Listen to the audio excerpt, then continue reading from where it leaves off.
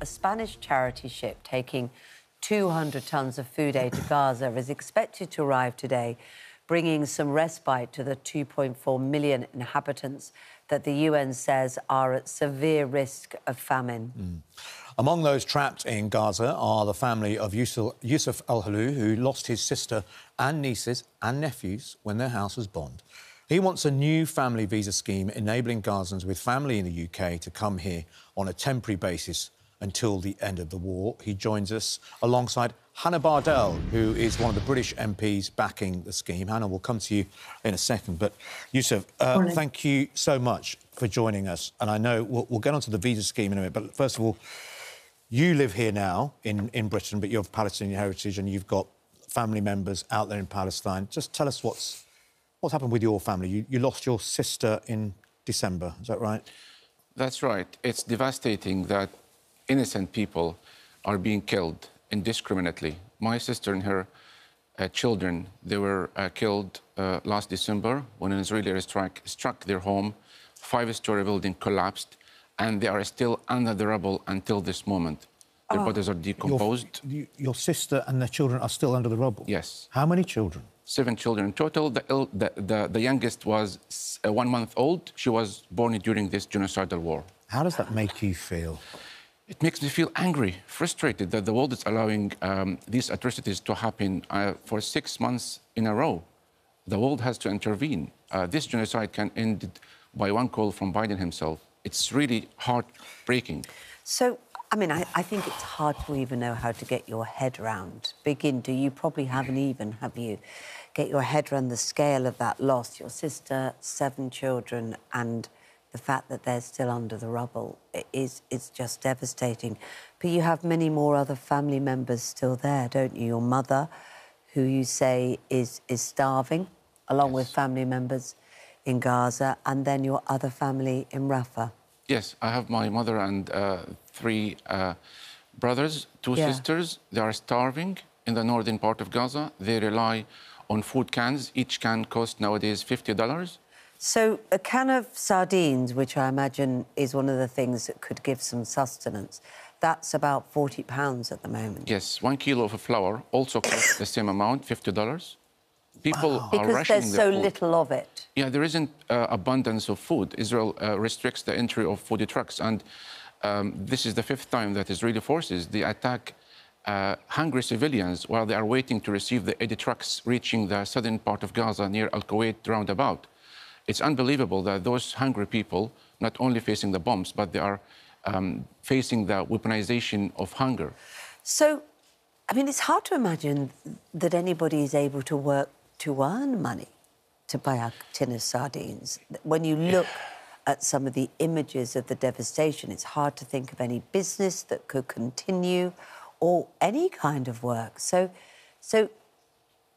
I know that you must feel powerless in many ways to help, but you have tried to send money, haven't you? Because you can't get food itself in. Thousands of aid trucks are stranded in the Egyptian side of Rafah, and Israel stops the delivery of those needed supplies. Of course, much of the population, they have no income nowadays, but those lucky ones who have some savings, I managed to send some money. It was very bureaucratic and difficult means. But those ones who don't have the money, they have to follow the parachute, the aid that is dropped by the parachuting from the air. Some people are forced to eat edible grass. Can you imagine? 21st century. Now, is that true? As we're seeing reports, and sometimes you don't know what to believe when you see stuff online, is that really happening? I've seen pictures of children eating grass and also animal feed.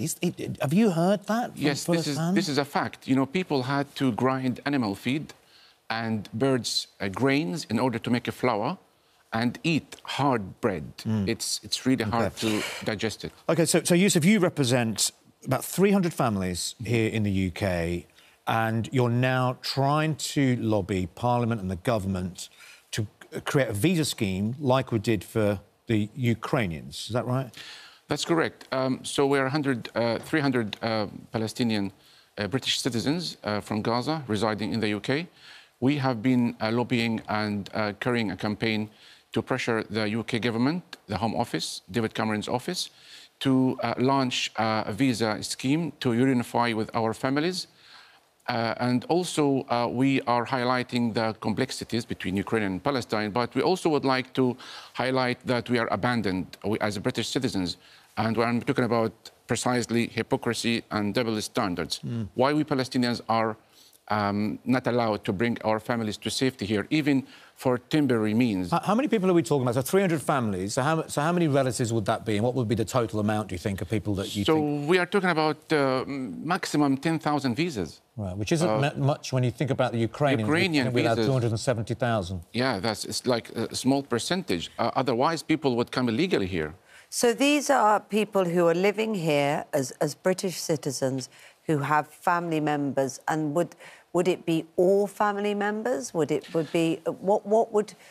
would work to try and get those people you love to safety? So we are talking about immediate family members. I'm talking about parents, siblings, spouses, their children. Approximately each family, they have between 20 to 50. And we would like them to reunite with us, because we would like them to escape this genocide. Just quickly, just before we bring in, just very quickly, you mentioned there that if they don't come through visa scheme, they would come here illegally. Are you suggesting that we already have a boat crisis here? Are you suggesting that some of them would attempt that route? If my family are facing genocide, of course they would join me in the UK here. Otherwise, they will come via the boats. Does the UK government want them to come illegally here?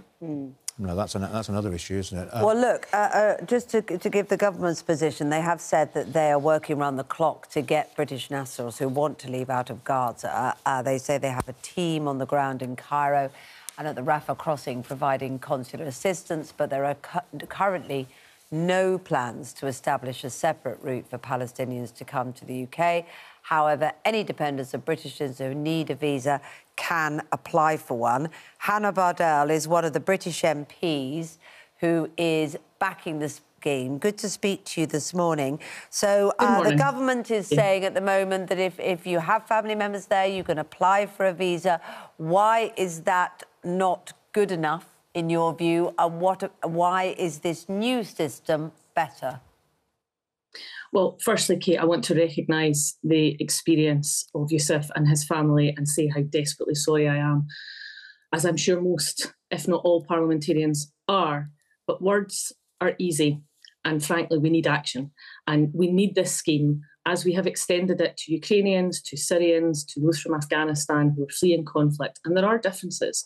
But what we are witnessing and what is unfolding in Gaza is, as the International Court has said, a plausible case for genocide, the fastest drop in living standards and poverty and hunger. 70% of those who've been killed are women and children. We need to do, at the very least, give the basic level of humanity and compassion. And that is what this cross-party group of MPs that I've been part of are calling for. This is not something extraordinary. Give us a practical sense of exactly how it would work then, why it's different. You don't have the long drawn-out process of applying for a visa, which takes roughly how long normally, and why does this speed it up? Well, how long's a piece of string? For those of us who have to deal with the immigration service and represent constituents, it can take a long time. But we all know legislation was passed, for example, for Brexit and other things very, very quickly. When the political will is there and we work together, we can get things done. And I had a constituent who I had to get out of Gaza, whose family I had to help get out of Gaza. They were British citizens, and some of her family are still there. And Yousef is in exactly the same position. It's devastating and intolerable for people. So the practicalities of this are, we create a visa scheme, we have staff on the ground, but the Foreign and Commonwealth Office need to put the resource and the effort into this, and they need to recognise, whilst the UK government and sadly many in opposition and Labour have been dithering over calling for a ceasefire, similarly they're not willing to accept giving a visa scheme and creating a visa scheme that will get people here. So we can do this. There is no doubt in my mind that we have the capacity to do this. And particularly in places like Scotland, we need more people to come to our shores. We need more people to come, and it's the right thing to do. But Hannah Bardell, just quickly, what would you say to people, though, who say, look, some people believe we've got a high migration levels already in this country, that the practicalities of housing another even 10,000 people would be difficult on towns and cities. What would you say to those people watching today think we just can't take any more? I would say watch the tragedy that is unfolding in Gaza. Watch that people are being buried under rubble, that are having their whole families wiped out, and say, you know, this is the single issue that I have had the most emails on in support of people in Gaza. There is no doubt in my mind that people in Livingston, people across Scotland and across the UK want to bring people here to be with their families, to then go back, because there's no doubt in my mind the vast majority of people who flee conflict want to go back to their homeland, and that is something that we have consistently called for. The tragedy is there's going to be nothing left of their homeland if countries like the UK don't use their voice at the UN Security Council. Right. And I accept there are challenges in infrastructure, and there are but just because there are challenges doesn't mean that we should meet those. All right. I just want to give a last word to Yousef, Hannah. Very strong. Good to talk to you this morning as well. Yousef, when did you last hear from the members of your family there, and what do you fear for them? 3 months ago, telecommunication lines are bad. They are facing the danger every moment. Every day they wake up unharmed is a miracle. The UK has to play a major role to hold up its responsibility to correct the historical injustice that happened in 1917 Balfour Declaration.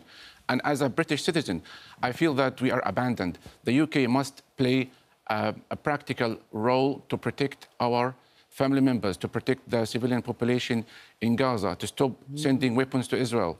You know, it's not acceptable that 21st century starvation weapon is being used. We would like also the UK government to enable British citizens to sponsor refugees from Gaza.